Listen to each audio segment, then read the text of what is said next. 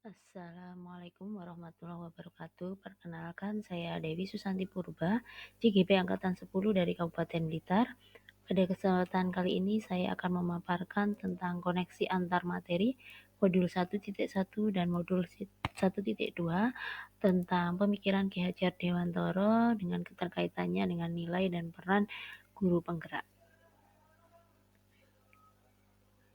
Kali ini saya merefleksikan dengan menggunakan refleksi model 4P, yaitu peristiwa, perasaan, pembelajaran, serta penerapan.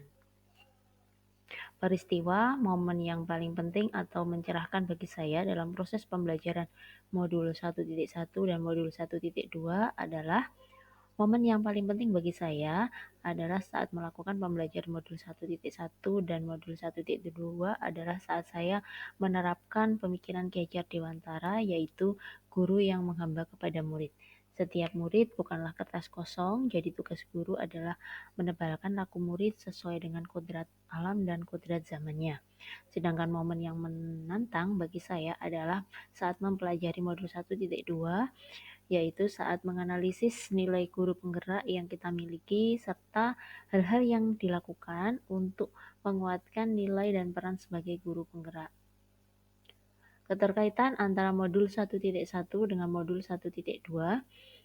Dalam modul 1.1 tentang pemikiran Ki Hajar Dewantara mengenai pendidikan yang menghamba pada murid, di situ tugas guru adalah untuk menuntun kodrat murid sesuai dengan minat dan bakatnya.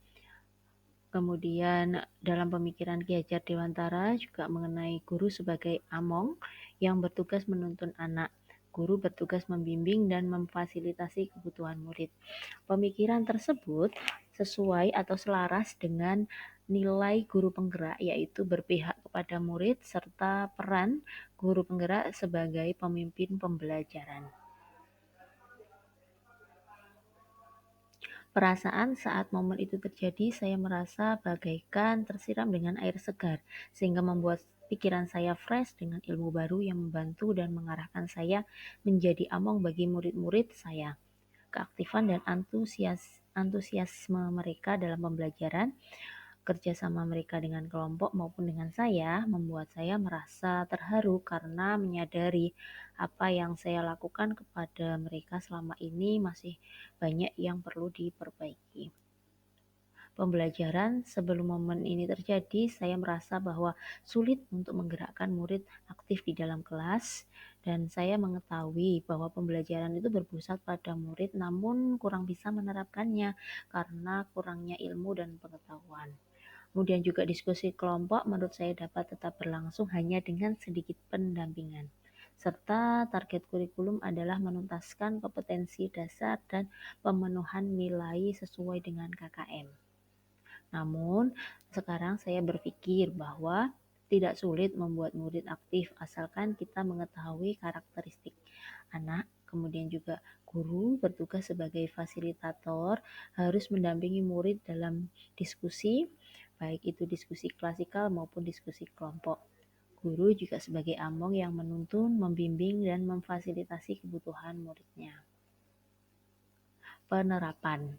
Pengembangan diri yang sederhana, konkret, dan rutin yang dapat saya lakukan sendiri dari sekarang untuk membantu menguatkan nilai-nilai dan peran guru penggerak adalah: pertama, melakukan asesmen diagnostik sebelum pembelajaran untuk mengetahui minat dan bakat serta kondisi murid.